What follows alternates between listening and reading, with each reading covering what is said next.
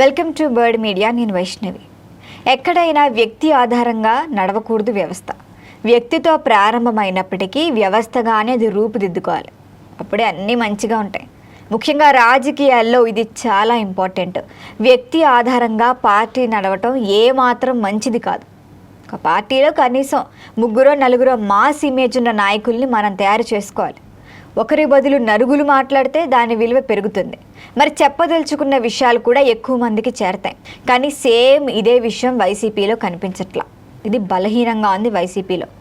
ఇక వైఎస్ జగన్ కేంద్రంగానే అన్నీ సాగుతాయి. ఆ ఒక్క మనిషి తీసుకునే అన్ని నిర్ణయాలే అందరూ అమలవుతాయి. అయితే జగన్తో పాటు మరికొంతమందికి కూడా ఫేస్ వాల్యూ ఉంటే గనక అది అంతిమంగా రాజకీయంగా వైసీపీకి ఉపయోగం. కానీ దీన్ని ఏమాత్రం ఫాలో అవ్వదు వైసీపీ. ప్రస్తుతం ఆలోటు స్పష్టంగా చూడొచ్చు మనం. ఏ అంశమైనా జనాల్లోకి వెళ్ళాలంటే వైఎస్ జగన్ మీడియా ముందుకు వచ్చి చెప్పాల్సిందే.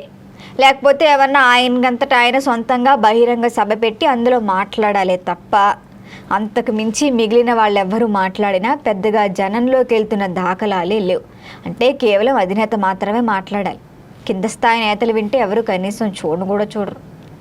రీసెంట్గానే వైఎస్ జగన్ మీడియా ముందుకు వచ్చి ఆయన మావిగని మొదలు పెడితే ఇక రాజధాని అమరావతిలో జరుగుతున్న అవినీతి, రాజకీయాలు, హామీలు అమలు చేయని కూటమి పాలన, ఇట్లా చాలా విషయాలపైన ఆయన సుదీర్ఘంగా మాట్లాడారు. స్క్రిప్ట్ కూడా చదివారు. మరి దాని తర్వాత ఒకరిద్దరు వైసీపీ నాయకులు మీడియాతో మాట్లాడినది పెద్దగా హైలైట్ కావట్లేదు. ఇది ముమ్మాటికి వైసీపీకి భారీ నష్టమే చేస్తుంది.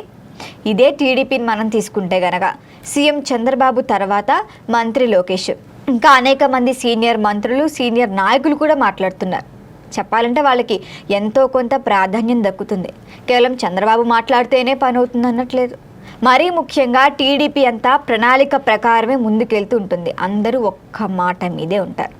దానివల్లే చిన్న స్థాయి వ్యక్తి మాట్లాడినా కూడా విషయ ప్రాధాన్యం ఆధారంగా హైలైట్ అవుతూ ఉంటాయి. వైసీపీలో ఇదే జరగట్లా. వైఎస్ జగన్ మాట్లాడిన తర్వాత ఆ అంశాలని అందిపుచ్చుకొని ముఖ్య నాయకులతో ప్రెస్ మీట్లు పెట్టించటమే లేదు. దీంతో జగన్ విమర్శలకు ప్రత్యర్థుల కౌంటర్లు ఎక్కువ ప్రచారంలో ఉంటున్నాయి. ఇదే జగన్ చెప్పిన విషయాల్ని కూడా వైసీపీలో కొంత స్థాయి మాస్ ఇమేజ్ ఉన్న నాయకులు కొనసాగింపుగా మాట్లాడితే దాని ప్రభావం వైసీపీకి ఉంటుంది. దానికి కూడా ఎంతో కొంత రాజకీయంగా ఉపయోగపడుతుంది. ఎందుకనో ఆ దిశగా వైసీపీలో నాయకత్వాన్ని తయారు చేసుకోవటంలో జగన్ విఫలమయ్యారు. సరే, జగన్ మాట్లాడితే చాలు, మిగిలిన వాళ్ళతో ఏం పనిలే అని జగన్ తీరే ఉంది. వైసీపీలో ఎప్పుడు కూడా మాజీ మంత్రులైన అంబటి రాంబాబు, పేర్ని నాని, కన్నబాబు, భూమన కరుణాకర్ రెడ్డి ఇలాంటి కొంతమంది ముఖాలు మాత్రమే మనకి కనిపిస్తాయి. కానీ వీళ్ళు మాత్రమే బలంగా సరిపోరు. మరి ఇదే ఎగ్జాంపుల్ను తెలంగాణలో బీఆర్ఎస్లో చూసుకుంటే కేసీఆర్ తర్వాత కేటీఆర్, హరీష్ రావు ప్రముఖంగా కనిపిస్తారు. మరి ఈ 2 ఏళ్లలో కేసీఆర్ కనిపించింది తక్కువే.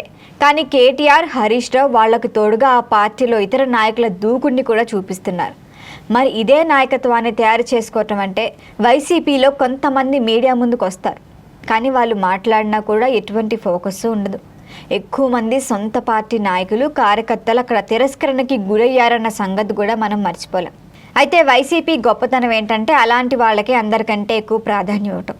పనికొచ్చే వాళ్ళని పక్కకి తీసి పనికిరాని వాళ్ళందరినీ పెట్టుకుని కూడా తోసిపుచ్చుతారు. మరి వైసీపీ నడిపే తీరు అంతే అని ఆ పార్టీ నాయకులు కూడా సరిపెట్టుకోలేము. ఏదేమైనప్పటికీ తన తర్వాత పార్టీలో మరికొందరిని యాక్టివ్ చేయాల్సిన బాధ్యత ఖచ్చితంగా జగన్ పైనే ఉంది.